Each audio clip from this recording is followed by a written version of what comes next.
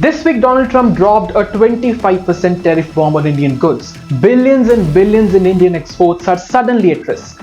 But this isn't just about trade numbers. It is not. It is about power. It is about pressure, and perhaps it is also about punishment. So the question is, why is Trump doing this now? Is India being punished for buying Russian weapons? More importantly, what happens next? Has Trump damaged India-US ties beyond repair? Is New Delhi's foreign policy in trouble? Is America cozying up to Pakistan to pressure India into a trade deal? And finally, how should we respond to a man who's treating global diplomacy like a zero-sum game? Hello and welcome. You're watching the Karan Chronicles, and this is my take on Trump's 25% bombshell tariffs on India. On Thursday evening, Donald Trump announced via social media that he would impose 25% tariffs on Indian goods. He accused India of running a massive trade surplus, of buying Russian weapons and Russian oil, and of maintaining what he called, quote-unquote, the most obnoxious non-monetary trade barriers in the world. You see, India-US trade today stands at around 130 billion US dollars. India exports goods worth 88 billion US dollars to America and imports around 42 billion US dollars worth of goods. This gives India a trade surplus of 46 billion US dollars, and that's the figure, that's the amount Trump is targeting. But is it fair? Let's be clear. Indian exports help US customers by providing them affordable goods, and India's imports from the United States has been growing ever since. Still, Trump wants balance, and for him, balance means fewer exports from India unless they come with strings attached. But what exactly is President Trump complaining about? Well, Trump has made a long laundry list of complaints, like India buys too much Russian weapons. His list includes reasons like India trades too much with Russia, like India won't import enough US agricultural goods, like India maintains high tariffs on American whiskey and automobiles, and frankly, God knows what else. These are old complaints. But the interesting and new thing is the timing. Why now? Because Trump has just stuck interim trade deals with countries like Vietnam with 20% tariff, the Philippines 19%, Japan 15%, and even the UK and EU, European Union, 10 to 15%. India, by contrast, is being hit with 25% tariff. That makes Indian goods less competitive.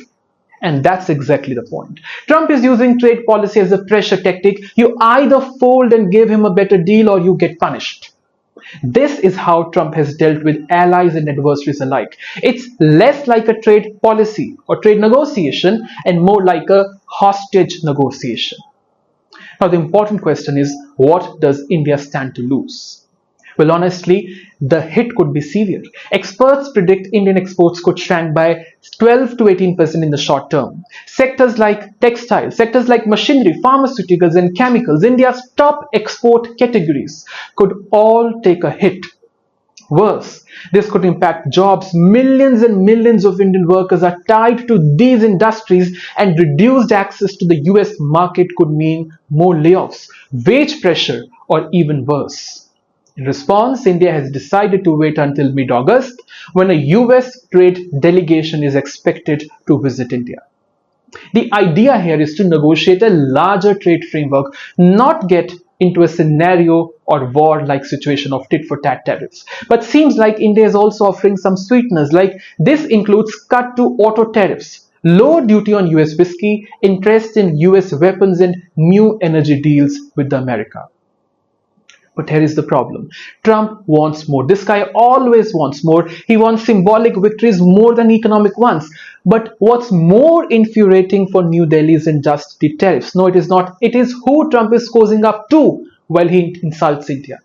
This week, Trump posted another bombshell that he's partnering with Pakistan to tap into its so-called massive oil reserves.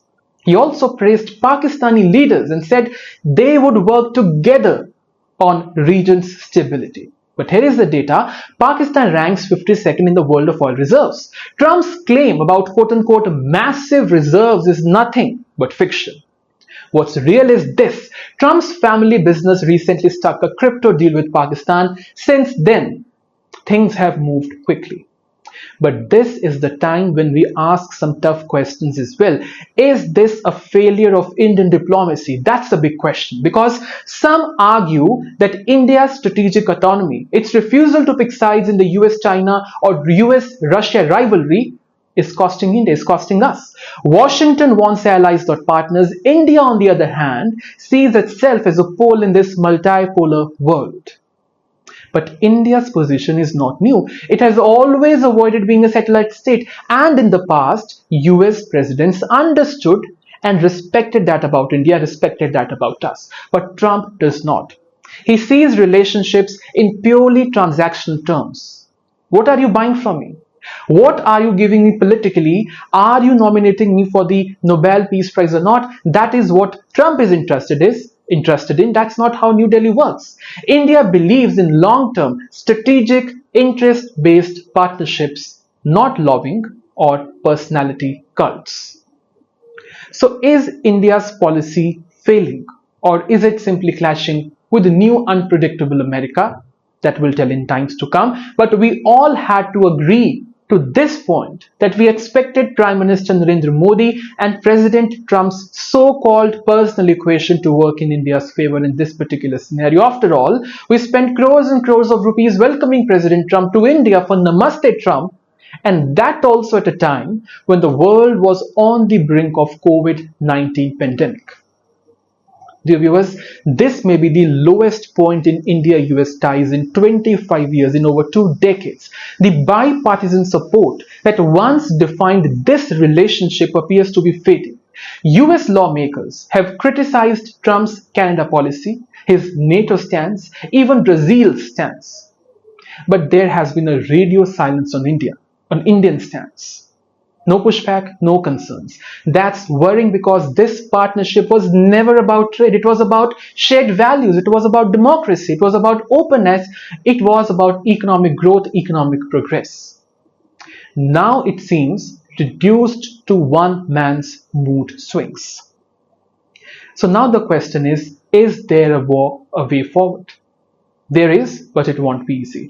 In the long run, India is diversifying. Deals with the UK and EU are already in motion. New Delhi is exploring deeper ties with the Southeast Asia and Africa. The goal is to de-risk from the US dependency. But in the short run, India may have to make some concessions.